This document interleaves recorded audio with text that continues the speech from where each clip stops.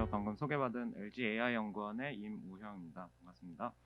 네, 네, 오늘 말씀드릴 내용은 그러니까 저희 LG 그룹에서 인공지능을 왜 해야 되는지 어떻게 할 건지 이런 고민들에 대해서 소개를 시켜드린다고 이제 생각하시면 좋을 것 같고요.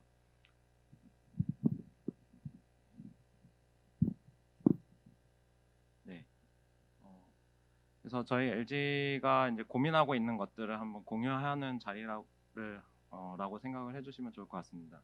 그래서 제목은 이제 Advancing AI for a Better Life인데 저희 LG AI 연구원은 이제 LG 그룹 차원의 인공지능 연구소라고 보시면 되고 주변에 다양한 LG 계열사, 특히 이제 LG 전자나 LG U 플러스 CNS 등 다양한 계열사들과 함께 협업을 하고 있는 연구소라고 생각을 해주시면 되고요. 저희가 이제 전체 그룹 차원에서 각 계열사는 계열사 나름의 이제 고민들을 하고 있고 이제 그룹 차원에서의 인공지능 어떻게 잘 해야 될지 이런 고민들을 저희 연구원 중심으로 지금 진행을 하고 있는데 그것에 대해서 좀 소개를 시켜드리도록 하겠습니다. 일단 LG를 소개를 잠깐 시켜드리면 가장 좀 그래도 대중들한테 많이 알려져 있는 기업 계열사 중에 하나는 이제 LG 전자가 되겠지만 이제 LG 전자를 비롯해서 전자 계열 계열사들이 이노텍, 디스플레이 등 여러 계열사들이 있고요. 또 LG가 화학이 강합니다. 요즘 배터리도 그러니까 화제가 많이 되고 있죠.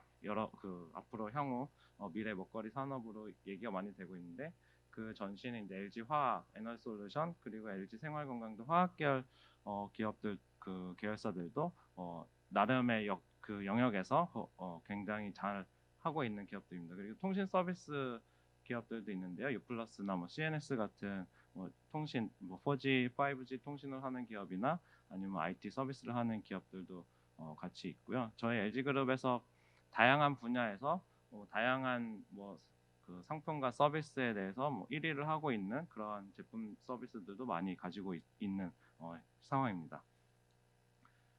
근데 이제 이렇게 LG그룹이 다양한 계열사들이 모여 있는데 이런 LG 계열사들이 어떻게 하면 인공지능을 잘 할 수 있을까? 특히 이제 인공지능을 왜 해야 되는지, 왜 도입해야 되는지 이게 사실 예를 들면 음성인식을 잘해서 어디에 쓸지를 모르면은 이거 잘해도 그 내부에서 이제 소용이 없다는 얘기도 나올 수 있잖아요. 그런 게 좀 조심스러운 부분도 있고 해서 저희는 이제 잡아가고 있는 주제가 LG 그룹 내에서 인공지능을 잘 활용해서 디지털 트랜스포메이션을 제일 잘하는 기업이 되자. 그러니까 다시 말해서 이런 목적을 가지고 AI, 그러니까 인공지능 연구나 실제 사용하는 거를 제일 잘하는 기업이 돼보자. 그룹 차원에서 그런 그룹이 되어보자라는 이제 모토를 가지고 있습니다. 그래서 이제 그 목적을 가지고 저희 AI 연구원은 현재 16개 LG 그룹의 이제 메이저 16개 계열사들과 협업을 하고 있는데요. 협업을 하는 내용은 인공지능에 대한 기초 연구, 펀더멘탈 AI에 대한 연구를 수행하고 있는 부분이 있고, 그 다음에 인공지능 기술을 어떻게 하면 현업에 그리고 제품과 서비스에 잘 적용을 해볼지 이 부분에 대해서 연구를 하는 부분이 있고, 그리고 LG 그룹 차원에서 모든 계열사들이 이제 인공지능 인력을 잘 확보하는 게 굉장히 현실적으로 어려운 부분이 있습니다. 하지만 모두가 인공지능을 해야 된다고 얘기를 하고 있기 때문에 그러면 계열사에 이제 현업에 계신 분들이 인공지능을 어떻게 하면 잘 이해하고 잘 사용할 수 있을까? 그래서 그런 이제 인공지능 역량을 잘 키울 수 있을까 하는 부분을 저희 연구원이 중심이 돼가지고 고민을 하고 있습니다. 그래서 이제 작년 12월 1일자로 저희 연구원이 출범이 되었는데요. 출범된 조직에 대해서 간단히 살펴보면은 LG AI 연구원이 있는데 그 아래 이제 Chief Scientist of AI라는 조직이 있고 이 조직에는 아시는 분도 계시겠지만 세계적인 인공지능 석학이 현재 미시건대 교수 겸직으로 계시는 이영락 교수님을 Chief Scientist of AI 헤드로 모셨습니다. 그리고 그 산하에는 기초 연구를 할 수 있는 펀더멘털 리서치 랩을 신설을 했고요.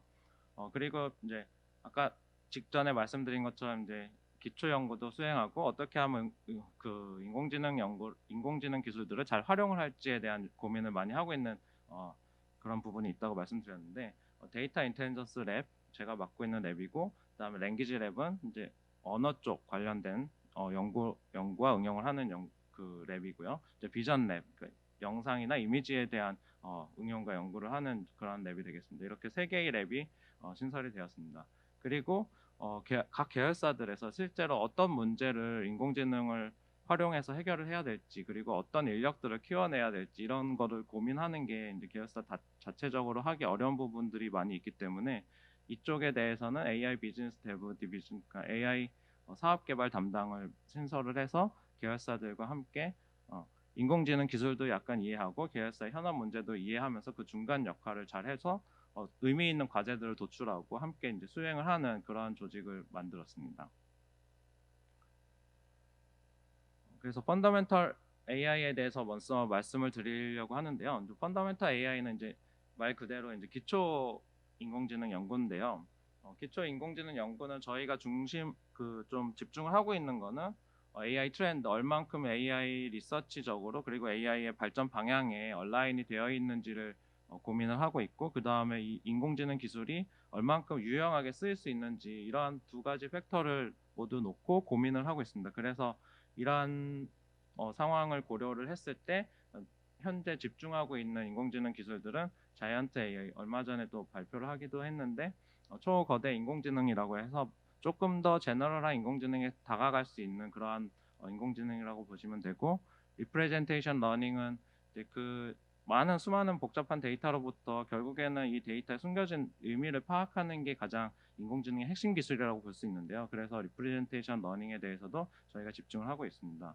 또한 이제 실제 인공지능이라는 것은 이 학습 데이터로부터 학습을 해서 적용을 해야 되는데, 이 학습이 한번 되면은 그 이후에 추가적인 업데이트 없이 꾸준하게 사용되기는 굉장히 어렵습니다. 다시 말해서 뭐 정기적이든 비정기적이든 새로운 데이터가 들어오고 새로운 상황이 만들어졌을 때 그것을 어떻게 하면은 스스로 인공지능이 학습을 하고 그 모델을 업데이트 해 갈지에 대한 그 문제가 실제 적용할 때 굉장히 중요한 부분인데요.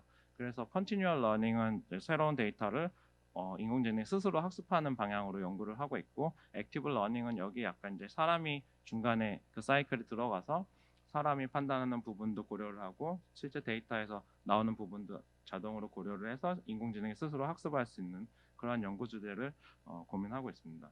또한 저희가 이제 화학 계열을 포함해서 여러 가지 소재 개발하는 계열사들과 부서들이 있는데 요즘에는 이 소재 개발 연구에도 인공지능 기술이 매우 많이 활용이 되고 있습니다. 저희도 이 소재 개발하는 부분에 인공지능이 정말 중요한 역할을 할 거라고 생각을 하고 있어서 머티리얼즈 인포메틱스 분야의 인공지능 기술들도 펀더멘털 리서치 중심으로 진행을 하고 있습니다. 그 밖에도 뭐 익스플레이너블 AI, 트랜스퍼 러닝, 뭐 여러 가지 타임 시리즈 포캐스팅, 어나먼트 디텍션, 여러 가지 주제들을 다루고 있긴 한데 뭐 모두 다 한 번에 할 수는 없으니까 저렇게 조금씩 중점을 두고 있는 주제를 선정해서 진행하고 있다면 고 보시면 될 것 같습니다. 그리고 다음 펀더멘털 리서치에서 이제 초거대 AI를 말씀드리고자 하는데요. 초거대 AI는 뭐 쉽게 말씀드리면 굉장히 커다란 모델이 매우 다양한 응용력을 가지고 있는 AI라고 보시면 조금 쉽게 이해하실 수 있을 것 같습니다. 그래서 과거에 처음 이게 랭귀지 쪽에서 원래 시작을 했지만 과거에는 뭐 바이그램, 트라이그램 아시는 분들 계시겠지만 약간 그 짧은 단어들을 예측하는 것에 이제 좀 그 수준에 머물렀다면 점점 뭐 페이스북의 XLM, 뭐 그다음에 MST, NLG, 그다음에 오픈AI에서 GPT 2, 3까지 나오면서 이 랭귀지 모델이 단지 다음 단어, 다음 문장을 예측하는 것을 뛰어넘어서 다양한 뭐 컴퓨션 러닝을 통해서 다양한 대답을 또 해줄 수 있고 굉장히 많은 파워풀한 응용력을 가지고 있는 AI가 점점 발전하고 있습니다. 물론 이게 된다고 모든 문제가 해결이 되진 않겠지만 이런 식으로 많은 데이터와 많은 그 학습 파라미터와 많은 컴퓨팅을 사용해서 모델을 만들었을 때 사용할 수 있는 가능성이 무궁무진하구나라는 그러한 정도를 저희가 이제 충분히 인지를 하였고, 저희 LG에서도 투자를 결정해서 이제 본격적으로 시작을 하려고 많은 준비를 하고 있습니다. 한 가지 뭐 간단한 몇 가지 사례인데요. 뭐 이게 전부는 아닙니다. 이거 이상의 많은 일들을 할 수 있을 거라고 기대를 하고 있고 그런 방향으로 연구를 추진할 예정인데요. 그러니까 텍스트와 이미지 제너레이션 부분에 있어서도 뭐 기존에는 사람이 뭐 어떤 문장을 쓰고 그 문장에 대해서 이미지를 그래서 사람이 결국 다 그려서 사람이 모든 걸 해야 됐었다면은 이제 예를 들면은 뭐 거실에 콜로세움 그림이 걸려 있는 거실의 그림을 그려라 하면은 인공지능이 그것을 의미도 파악하고 적절한 배치에 적절한 그림이 들어가 있는 이미지를 스스로 생성을 할 수 있다는 거죠. 뭐 이게 뭐, 뭐 랜덤하게 생성하는 것과 뭐가 다르냐 했을 때 굉장히 사람이 봤을 때도 사람과 뭔가 소통할 수 있는 그런 레벨의 그림을 만들어낼 수 있다. 그리고 어, 그러니까 그 여우 그림인데 뭐 선라이즈에서 그 들판에 있는 여우 그림을 그려라 했을 때 저런 식으로 그림을 그려낼 수도 있다. 이런 능력을 갖추게 될 수 있다라는 가능성을 가지고 있습니다. 그리고 에세이를 써라 했을 때도 사람이 봤을 때도 굉장히 그럴듯한 사람이 봤을 때 그럴듯하다는 것을 굉장히 많은 걸 내포하고 있는데요. 사실은 뭐 단어 선정이나 문장 선정, 문장의 흐름 같은 것들을 이 AI 모델이 그 안에 이런 것들 잘 가지고 있다, 잘 표현할 수 있다 이렇게 좀 설명을 할 수가 있을 것 같습니다. 뭐 그 밖에도 뭐 레이블을 지금 현재 이제 머신러닝에서 가장 큰 문제가 레이블을 일일이 하나씩 전부 다 달아줘야 되는데 사람이 뭔가 학습할 때는 그런 레벨은 아니잖아요. 일부의 가르침, 일부의 그러니까 결국 근데 하나를 보면 열을 안다고 하는데 뭐 일부의 레이블을 가지고 다양한 응용력을 보여줄 수가 있어야 이제 진짜 지능이 되고 진짜 배울 수 있는 그런 모델이 되는 건데 GPT-3나 그 이상이 될 때부터는 그런 게 조금씩 가능해질 거라고 생각을 하고 있습니다. 그래서 레이블이 100%다 갖춰져 있지 않은 데이터를 가지고도 많은 응용을 할 수 있는, 많은 학습을 할 수 있는 그러한 가능성을 이제 가지게 될 거라고 생각을 하고 있습니다. 그리고 이러한 머신러닝 관련해서는 뭐 중요한 게 이제 처음에 말씀드렸지만 컨티뉴얼 러닝 계속 지속적으로 학습을 할 수 있느냐 한번 학습을 하고 이것이 버려지게 된다면 결국 얼마 못 가서 이제 사용되지 않게 되기 때문에 이제 꾸준히 학습할 수 있는 모델이 되어야 됩니다. 그래서 컨티뉴얼 러닝에 대한 부분도 펀더멘털 리서치에서 굉장히 중요하게 생각하고 연구를 하고 있고요. 이거하고 관련해서는 뭐 작년 올해 그 토론토 유니버시티 오브 토론토하고 같이 연구한 논문들도 발표를 한 사례가 있었습니다. 그리고 네트워크가 계속 커지기는 하는데 얼만큼 커져야지 진짜 이게 의미 있는 네트워크냐 그런 관점에서는 거꾸로 큰 네트워크를 다시 줄여가지고 효율적인 네트워크를 만드는 것도 실제 하드웨어 관점에서는 굉장히 중요한 부분입니다. 무작정 키우기만 한다고 해서 이게 다 쓰일 수는 없으니까요. 그래서 이피션 네트워크에 대해서도 연구를 많이 하고 있고요. 그리고 인공지능이 사실 현 시점의 인공지능은 거의 대부분 이제 슈퍼바이즈드 러닝인데 그 얘기가 무엇이냐면 많은 데이터로부터 학습을 통해서 그 약간 학습된 데이터와 그것과 유사한 데이터에 대해서는 잘 하는 편이지만 이게 인공지능 이 지능을 가진 만약에 개체라고 생각했을 때 이게 왜 됐는지라기보다는 약간 저희 옛날에 공부하듯이 주입식 교육 뭐 그런 느낌인 거죠. 그래서 이게 더 발전을 하려면 인과관계도 인공지능이 좀 파악을 할 수 있어야 되고 그것에 따른 뭐 디시전도 할 수 있어야 된다라는 생각을 가지고 있습니다. 그래서 리즈닝 분야가 굉장히 어려운 분야인데 리즈닝 쪽에 인공지능을 어떻게 좀 접근을 하고 진행해야 돼야 될지도 고민을 많이 하고 있습니다. 그리고 이거는 이제 머티리얼 관련된 건데 신약도 사실은 뭐 머티리얼 중에 하나고요. 머티리얼을 새로운 머티리얼을 인공지능을 통해서 만든다는 게 어떤 의미냐면은 소재 개발을 할 때는 사람이 열심히 공부한 박사님들이 이제 소재에 대한 분자식들을 이제 예상을 하고 이런 분자식들에 대해서 실험을 또 하고 그 실험 결과를 바탕으로 어떻게 해야지 내가 원하는 특성을 가지는 분자들을 만들어낼지 이런 사이클을 계속 반복하는 게 그게 신약을 포함해서 이제 소재를 개발하는 과정이라고 이해하시면 되는데 이 과정에서 요즘에는 인공지능이 많은 기존의 학습 데이터를 가지고 이런 구조를 가지면 어떤 물성을 가질 거야라는 예측 모델을 좀 만들어낼 수가 있습니다. 물론 사람보다 뭐 정확하다 비정확하다 이런 뭐 논란이 있을 수도 있지만 뭐 부정확하더라도 굉장히 정확한 수준의 그러한 예측 모델을 만들 수가 있고 그런 예측 모델을 만들게 되면은 거꾸로 이러한 예측 결과가 나오도록 그러니까 더 좋은 성능을 보일 수 있는 분자 구조가 어떻게 돼야 되는지 그런 것을 인공지능 최적화 기술을 통해서 분자식을 거꾸로 노출을 할 수가 있게 됩니다. 이런 그 사이클들을 이제 사람이 실제 고민해서 만들고 실험하고 이거를 반복하는 게 아니라 인공지능이 자기가 배운 데이터를 가지고 시뮬레이션, 컴퓨터 내에서 실험을 하는 거죠. 계속 컴퓨터 내에서 실험을 하면은 가장 큰 장점이 많은 시간을 줄일 수가 있고, 이제 굉장히 그래도 확률적으로 훨씬 더 정확한 모델들, 그러니까 분자 구조들을 만들어낼 수가 있게 됩니다. 그래서 실제로 저희가 작년에 여러 가지 이제 시도를 했을 때 의미 있는 결과들을 볼 수가 있었고, 그래서 이런 것들을 내부 LG그룹 내에서는 많이 확산을 지금 시도를 하고 있습니다.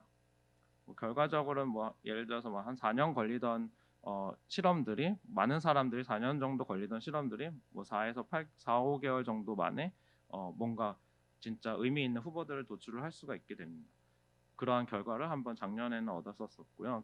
이게 여기서 나온 후보 물질은 결국에 이제 사람이 다시 실험을 해서 최종적으로는 이제 검증을 하는 과정이 당연히 들어가겠지만, 그러한 중간에 다양한 실험을 해야 되는 과정들을 AI가 획기적으로 줄여줄 수 있다, 이렇게 보시면 될 것 같습니다. 그리고 이게 말씀드린 것처럼 소재라는 게 굉장히 다양하게 활용이 될 수 있습니다. 특히 LG 그룹과 관련된 거는 이제 배터리 소재도 있을 수 있고요. 신약 관련된, 백신 관련된 소재도 있을 수 있고, 소재뿐만 아니라 다양한 바이오 쪽의 응용이 있을 수도 있고요. 그리고 이제 OLED가 같은 디스플레이 소재가 될 수도 있고, 여러 가지 이제 그 분자 구조들을 디지털화 해가지고 말씀드린 것처럼 자동으로 실험하는 거, 그리고 더 나아가서는 이런 사람이 실험하는 것 자체도 로봇을 사용한다든지, 실험 결과 해석하는 것도 자동화된 시뮬레이션 툴을 쓴다든지 하는 방향까지 아마 향후에는 진화가 될 것이라고 예상을 하고 저희도 고민을 하고 있는 부분입니다.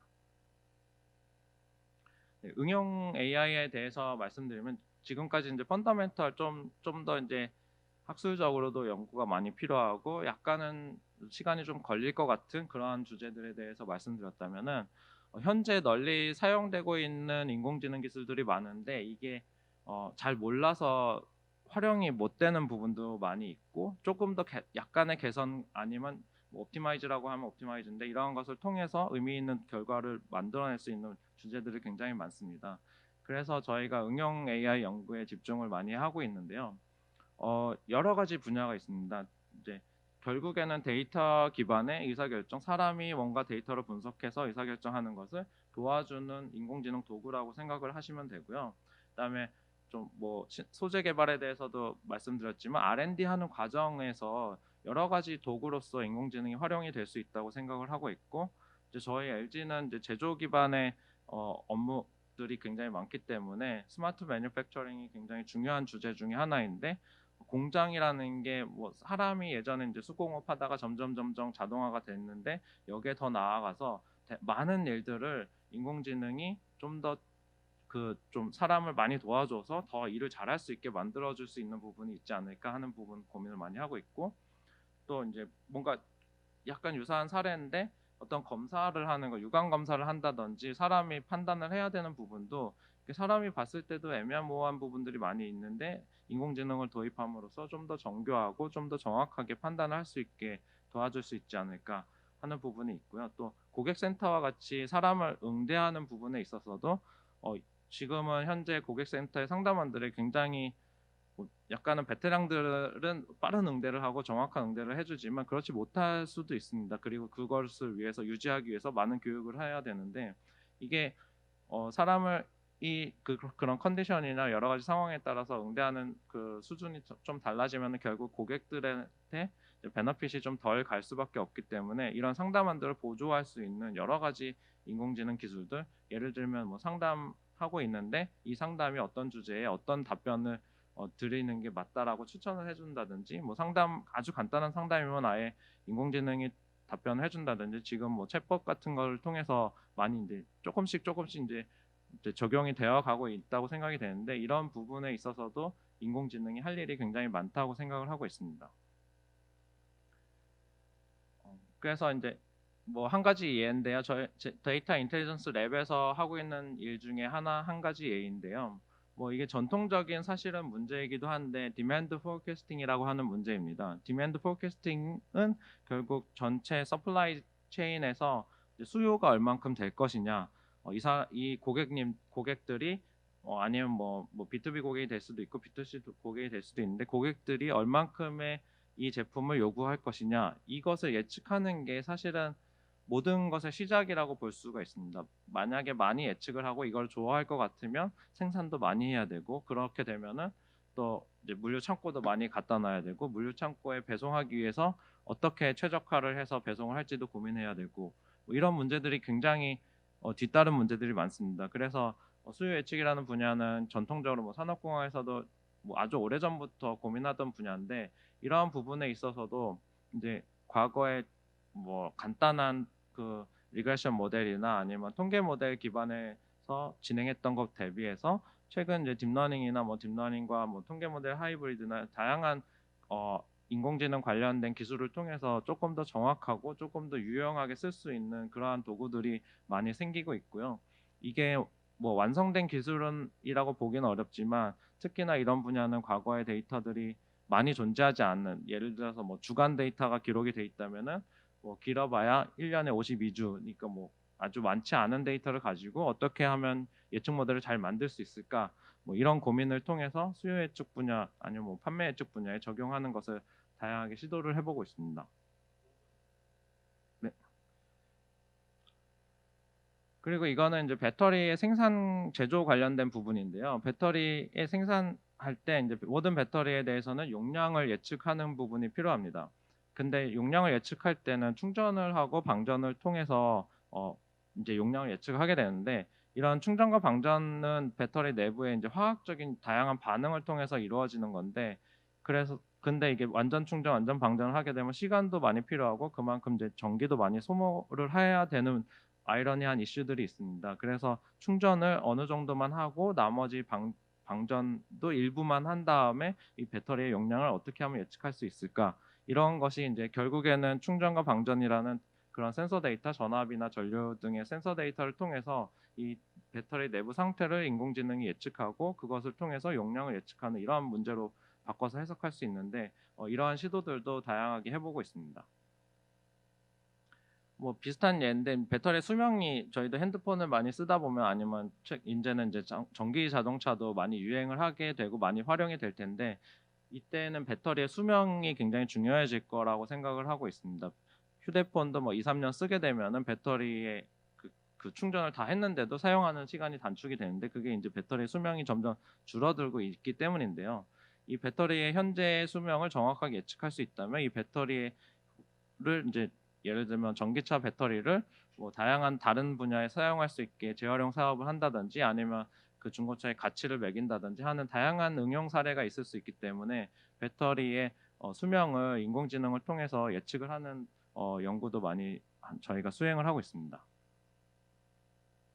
뭐 특히 이러한 수명이나 용량 등 예측을 할 때 이게 왜 됐는지를 좀 알 수 있다면 사람이 뭐 더 좋은 배터리를 만들기 위한 연구도 거꾸로 할 수가 있고 그것으로부터 인사이트를 얻을 수 있기 때문에 이것과 관련된 explainable AI 또는 이제 처음에 말씀드린 것처럼 좀 리즈닝 관련돼서도 고민을 많이 하고 있는 분야입니다. 네. 이거는 뭐 이상 감지에 대해서도 저희가 공장도 있고 뭐 배터리도 있고 네트워크 같은 장비를 활용하는 부분도 있기 때문에, 인공지능이 과거에 비해서 그 이상 감지를 조금 더 정확하게 하고 그것의 원인을 파악하는 데 도움을 많이 주고 있기 때문에 이러한 분야도 많이 활용을 하고 있습니다. 다음은 랭귀지 쪽인데요. 랭귀지는 뭐 말씀드린 것처럼 최근의 화두는 이제 초거대 AI가 되겠습니다. 초거대 AI는 굉장히 많은 그 텍스트 데이터로부터 이 텍스트의 의미를 자동으로 이해하고 또 그 의미를 바탕으로 텍스트를 생성한다. 이렇게 간단하게는 말씀드릴 수 있는데, 이것이 가지고 있는 그 파워가 굉장히 큽니다. 그래서 뭐 문서들을 자동으로 이해를 하고, 예를 들면 뭐 논문이 과거에 뭐 텍스트로 많이 쓰여져 있는 논문들을 다 이해해서 그것에 필요한 정보들을 자동으로 추출한다든지 하는 다양한 응용 분야가 있고요. 뭐 네. 그 커스터머 고객센터에 대해서도 이제 말씀드린 것처럼 고객센터로 들어오는 다양한 뭐 텍스트 이제 그 퀘스천들이라든지 아니면 통화를 STT에서 텍스트로 만들었을 때 이 고객들을 어떻게 분석하는지 이런 분야도 다양하게 저희가 활용을 해보고 있습니다. 이거는 이제 재밌는 주제인데, 랭귀지와 비전이 결합된 건데, 이제 특히 화학식 같은 경우에는 저런 분자식을 가지고 텍스트로 만들어야 뭔가 머신러닝을 할 수가 있는데, 그리고 테이블에 다양한 실험 결과들이 보통 저장이 되어 있는데, 이렇게 저장되어 있는 상태에서 현재 인공지능 기술들은 이 데이터 자체를 활용하기가 굉장히 어렵습니다. 그래서 이 데이터를 어떻게 하면 인공지능으로 활용할 수 있을까, 학습 데이터로 쓰고 응용할 수 있을까 하는 부분도 인공지능이 이제 문제를 해결해 주고 있는 거죠. 저런 분자식을 봤을 때 텍스트로 표현한다든지, 저런 테이블을 봤을 때 저것의 상관관계를 인공지능이 추출을 해서 표현을 해준다든지. 그래서 과거에 뭐 수십 년, 수백 년 동안 쌓여져 있던 많은 그런 자료들이, 저희 다큐멘트들이 있잖아요. 그런 다큐멘트들부터 많은 지식을 인공지능이 추출을 해서 사람한테 도움을 줄 수 있도록 한다. 그리고 그 데이터들을 다시 인공지능을 활용해서 더 좋은 결과들을 만들어내려고 저희가 트라이를 해볼 수 있다. 이렇게 이해를 해주시면 되고, 이런 분야에 대해서도 저희가 고민을 많이 하고 있습니다. 뭐 비전에 대해서는 뭐 가장 저희가 관심을 가지고 있는 게 비전 검사도 있고, 비전 검사를 하다 보면 말씀드린 것처럼 지속적으로 학습을 해야 되기 때문에 이것을 어떻게 해야 되는지에 대한 고민도 많이 하고 있고요. 네. 그래서 뭐 거의 대부분 말씀드렸는데, 마지막으로 이제 뭐 최근에 이제 디지털 아바타라든지 뭐 이런 이제 디지털 세상에 가상의 인물, 가상의 인공지능이 활동을 하는 거에 대해서 이제 많이 얘기가 나오고 있는데요. 저희도 이런 부분을 조금씩 관심을 가지고 있고, 이제 소셜 인플루언서가 된다든지, 저희 뭐 그룹이나 AI 연구원을 소개할 수 있는 그런 앰바서더가 될 수 있는 인공지능을 만들 수 있을까, 이런 부분을 특히 이제 비전 관점에서 이런 게 가능하려면 얼굴을 잘 인식하고 얼굴 표정을 잘 표현하고, 이런 부분에 대해서도 고민을 하고 있습니다. 저희가 다양하게 하고 있는 일들을 말씀드렸지만, 처음에 말씀드린 것처럼 LG가 인공지능을 어떻게 고민하고 있고 어떤 방향으로 이제 진행을 할 거다라는 말씀을 드렸다고 이해해 주시면 좋을 것 같고요.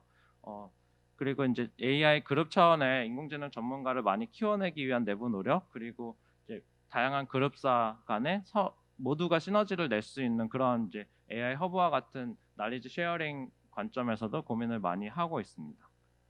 네, 이상 발표를 마치겠습니다.